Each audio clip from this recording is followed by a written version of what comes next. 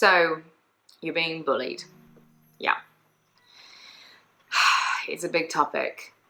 And I spent half of my life probably being bullied at school.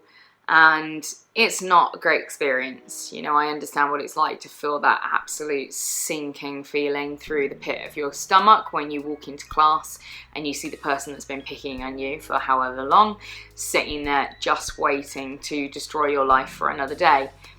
And at the time when you're at school, this feels like something that is never going to end.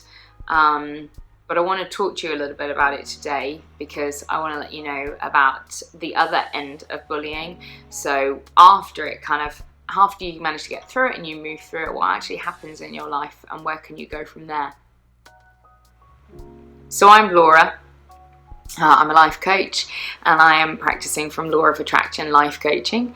And thank you for joining me today because honestly, just acknowledging that you've got a problem is a really big deal, you know, and having the confidence to just seek out some help is really important. And I wanted to talk to you today about bullying, and that can happen when you're at school, it can happen when you're at work, it can happen at home, it can happen at any time in your life that you can meet a bully. Now, often when we think about bullying, we think about bullying that happens at school, and I was bullied for a significant amount of time at school because I was a very fat young lady. We didn't have body positive movements or any of the stuff that we've got today. When I was a kid, you were just ostracized and picked on and bullied and looked at as being the ugliest person just because of the way that just because of how much you weighed. And if I've got any pictures or anything, I'll try and kind of insert them as we go along. Now, I was bullied for quite a lot. I mean, I was bullied in primary school where people kind of again ostracized me from groups where they kind of, you know, they had kind of little cliques and things, and I wasn't part of them. And that's not to say that I didn't have some really good friends at primary school, because I did. But I went to a really, really small primary school. There was about 60 pupils in the whole school, little village primary school. And then when I got to sort of 12 and you know, I moved up to a school that had like 1,000 pupils in it, which was just insane in comparison to where I'd come from. And yeah, when I got to secondary school, you know, year 7 was okay. I met another girl who used to pick on me quite a lot, just kind of, you know, nothing too major, but I think girls are the worst in a way, really. Like, guys just kind of tend to be quite violent, I think, and that sounds like that's kind of like hard, but girls really get inside your head, you know, in psychological abuse, which is, I would say personally, more tormenting. Other people might disagree with me if you're getting a good kick in every day, but you know, that kind of constant psychological abuse is quite a lot to deal with, you know. And if you're going through this, you know, it is a lot to deal with, and I want to say that it does end at some point, and that you can get through this and it will become something that makes you who you are. And at the time, that feels like a really glib thing about like, oh, it's character building, but it is character building, and it makes you more empathic, more understanding, and a much kinder human being, you know. And actually, moving through it and getting over it, you kind of recognize that the people that were bullying you were just probably more unhappy and more, you know, insecure than you ever were, you know, and they were targeting you because you were smarter than them, better than them, more capable than them, or whatever they perceived you to be.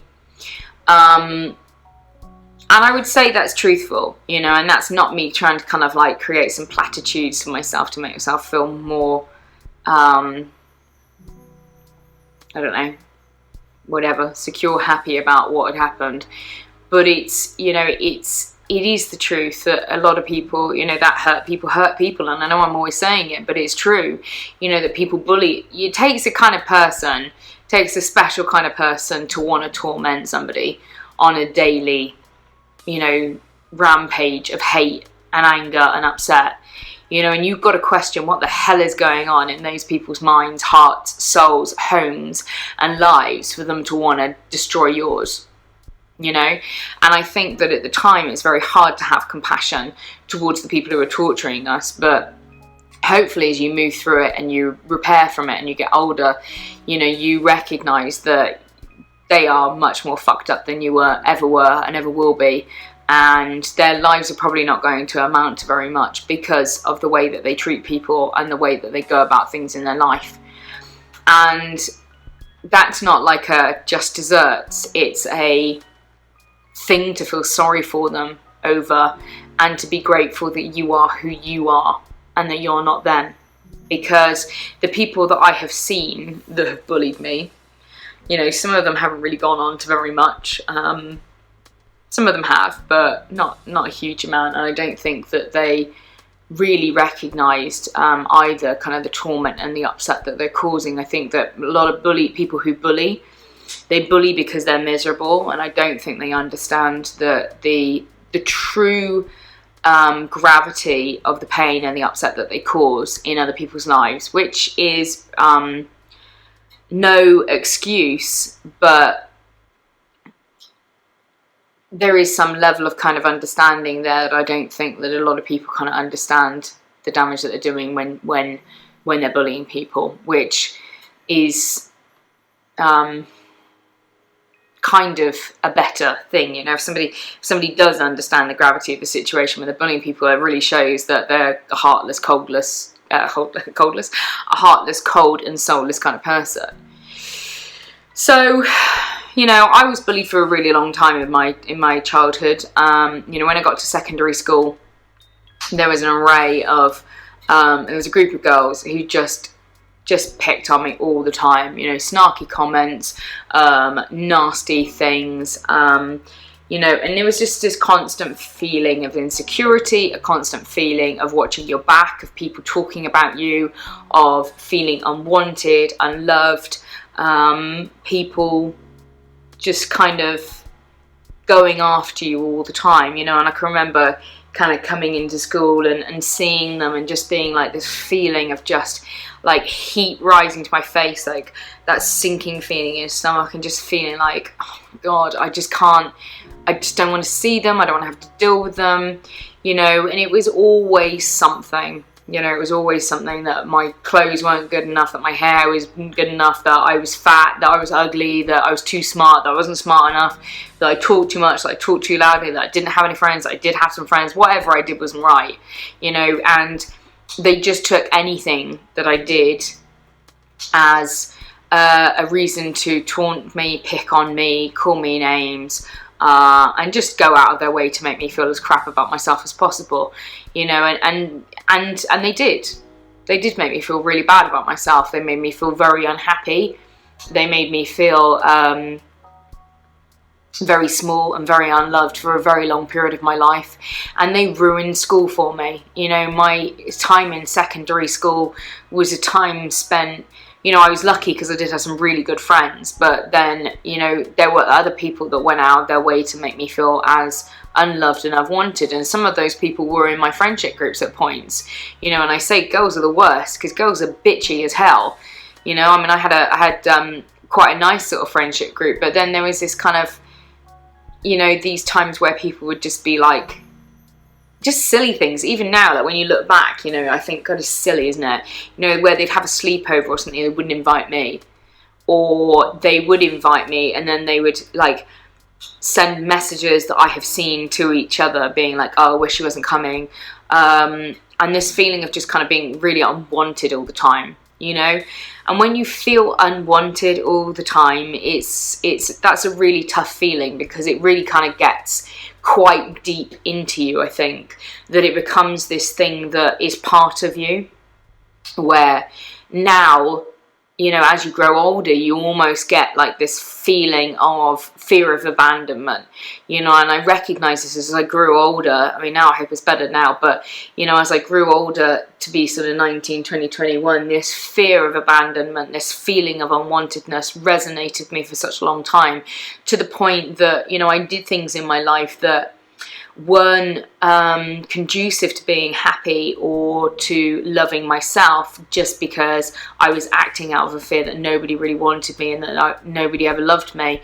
And so you go down quite a dark path in your life of that instant gratification thing, where you're finding little chinks of light, of chinks of like feeling wanted and feeling that people want you somewhere. And a lot of the time that it's not truthful and it's not good and it's not the way it should be. You know, having relationships with people who don't really want you, but they make you feel like they want you. And so you can kind of lead it, you know, it sets up some really dark premises for you at points. And, you know, I don't really think I ever really talked about being bullied. You know, I think this might be the first sort of proper time I've ever really talked about it. You know, there were so many other big things that were going on in my life when I was a kid. And this was the other thing, you know, I had so much going on for me when I was a teenager that it was like there was no let up, you know. It was at home, it was at school, it was in my head, it was, you know, it was everywhere. And I think a lot of the time these people just didn't recognise actually how severe, you know, how much more they were adding to your life. You know, I was already suicidal, and then you've got somebody who is taunting you, bullying you, pushing you to not be here anymore, you know, and telling you don't deserve to be alive, you don't deserve to have friends, you're not worthy of anything. And I think, you know, now we've got this like almost a phenomenon of like young kids who are committing suicide because they're being bullied. And I think that older people are sitting there going like, Christ, you know, just put the phone down. Why are you committing suicide over somebody bullying you? But if you've already got, you know, a mental health issue where you are feeling like you're worthless, and then somebody else is just like dignifying that and saying that, yeah, you are worthless, you aren't worth anything, and there's no let up. So at home you're with yourself and, you know, your phone is going off, and it's easy to say, oh, just put your phone down, block them, turn off the Facebook, turn off Instagram. But it's like, that's a lot to ask a kid to do, you know, when they know that the people are talking about them online, or they're bullying them, or saying things, or posting pictures or whatever. You know, when we were kids, when I was a kid, I could go home and I would get a break from it until I went back to school the next day.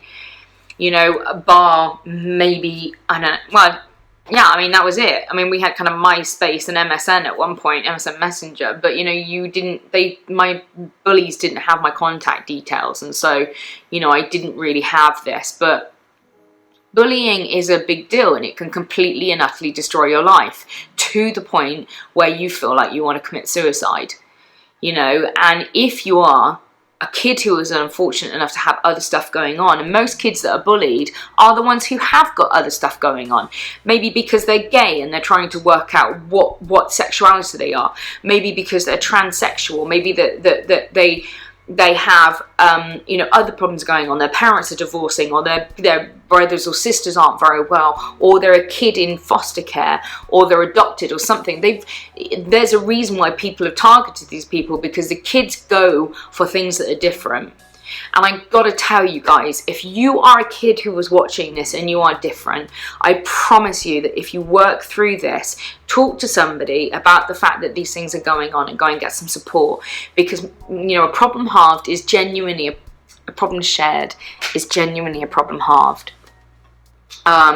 I wish I'd talked to more people about being bullied. I kept a lot of it to myself, and this became something that was, you know, just a problem for me on my own to deal with, and it was yet another thing for me to have to carry. And I wish I'd talked to other people, because it would have made it a bit easier, you know, and I would have felt that I'd had more support than what I do, you know. And I know people say, I don't want to talk to my teachers, I don't want to do things, but do talk to your teachers. I'm a teacher now, you know, do talk to your teachers.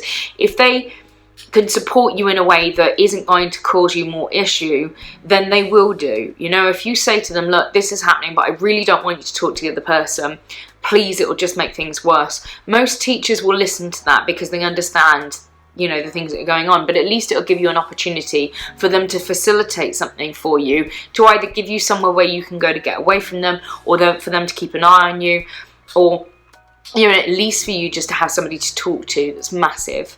you know, to be able to share the problem that you've got, or talk to a friend, talk to your parents, you know. I wish I'd shared more about what was going on. You don't need to protect the people in your life, you know, as a kid. You're a kid, you know, and I'm not patronizing you. I know that, you know, I spent a lot of my time protecting people in my life that I should have been going to, you know, for help. But look, you've made the first step now. You've searched this video, you found this video, and you know, and I want to say to you that that's brave, just in its first sense of actually just admitting that there's a problem that's happening at the moment, you know, for you. But speaking as somebody who was bullied for a very long period of time, I've worked through it, and I'm not the things that people said to me, you know. I'm not a bad person. I'm not ugly. I'm not unwanted. I'm not fat. I'm not disgusting. I'm not the things that people told me when I was a kid. And actually, I would say I was the opposite. I would say that I'm fantastic and I'm wonderful, and it's because I've worked through the things that I have been through in my life. And I think it starts with you recognizing that you're more than what other people think you are. You know, that you don't need the validation of other people. You know, the only person that you truly need validation from is yourself.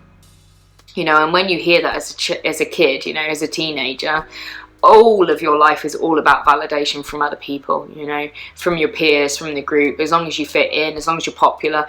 But that's a bunch of bullshit. It really is. It's fake. None of that's really true, really real. You know, the true substance of self-love comes from you loving yourself. And it starts with you telling yourself how wonderful you are, telling yourself how worthy you are, telling yourself that you're a good person, and begin there. And then when that starts to happen, that will become like an armor for you against the words of the bullies, against the actions of the bullies. It will become something for you where whatever they say, whatever they want to talk to you about, whatever they want to say about you, it's not true, because you know the truth that you're worth things. You know, and just getting up, talking to yourself in the mirror, I am worthy, I am worthy, I am worthy, I'm a good person, I am lovable, I am kind, I am honest, I am good. You talk about the things that truly are about you, you know, and when they say to you, you're fat, you're disgusting, you're ugly, you're whatever they say to you, you know, it will slide off you a little bit easier, like water off a duck's back, because you won't be telling yourself these things as well. The reasons why bullies' words permeate is because you are believing that they're true. And they're not. They're saying bad things about you to make themselves feel better because they feel shit about themselves. If you start doing the revelation of self-love now, however old you are, you will be so grateful that you started. Because the sooner you start, the easier it becomes, and the quicker it becomes something that is just part of your mind and your psyche. And the day that I did the revolutionary thing of starting to love myself was the day that my life turned around, and the day that those words, the words of other people, kind of slid off me, you know, because they weren't true, you know. And now I can get, you know, now I don't care if people don't like me. I don't care if people think my videos are crap, or if they think that my business is a bunch of shit, or if they think I'm ugly or unattractive, or I should shut up, my voice is too loud, or whatever the fuck they want to think about. Excuse my language. Whatever the fuck they want to say. Oh, I'm just doing it again. But whatever they want to say about you, it's BS. And it's only truthful if you believe it's truthful. So stop giving credence to their words. Stop backing it up. Stop backing up the cruel things that they want to say about you with the things that you say in your head, because they're not truthful. You are worthy, you are wonderful, you have gifts, you have talents. There is a reason why you're here. You know, we're all part of the great big puzzle of life. And without, you know, when you could have a 1,000,000-piece puzzle, right? And if one of those pieces is missing, then the puzzle was useless in the first place. Okay? And you might be one of those pieces. You are one of those pieces. And all of the pieces of a puzzle are just as important as each other. Because without one piece, the thing's incomplete. So remember that you are a puzzle piece in the great grand scheme of life, and you are just as important, that you're just as beautiful, that you're just as, everything about you is the way that you should be. And as you are is how you were made, and you are important. And the things that you're going through at the moment are going to build you up to be the person that you need to be for the future. And I would not, if you said to me, would you press this button and change everything, I wouldn't press it, because who I've become now is somebody that can help other people that I was like, you know. And you never know what you're going to do in the future. Maybe you'll write a book, maybe you'll set up a group, maybe you'll save a life, maybe you will do all of the wonderful things that you would love to do in your life. And if you take your life because of some nasty, hurt little person that wants to tell you that you're not worth anything, so they feel better because they feel like they're not worth anything, that is the biggest loss to this universe. You're in pain now. You're hurting now. But the one thing that really is a constant in our society, life, universe, is that things change. You will change, life will change, you will leave school, you will never see those people again. You won't see the people in college or university or at work or whatever, whomever is bullying you, you don't ever have to see them again. There is opportunity for change. But if you use a permanent solution, like suicide, to end a temporary problem, you're doing yourself and the world an injustice. You can get through this. You can make a difference in your life, and you will make a difference in other people's lives because of the things you've been through. You can do this. I have faith in you. So, remember to love yourself first, because when you love yourself, the words of other people slide off you much easier. Remember that each day is temporary and tomorrow brings something new. Remember that the people that hurt you are hurt and that you're better off than they are, despite how you may feel at this current moment in time. Remember that suicide is a permanent solution to a temporary problem. Remember that you can change, that you will change, and that things are always changing. Remember that you are a puzzle piece in the great grand puzzle of life, and that every piece is just as important as the other piece.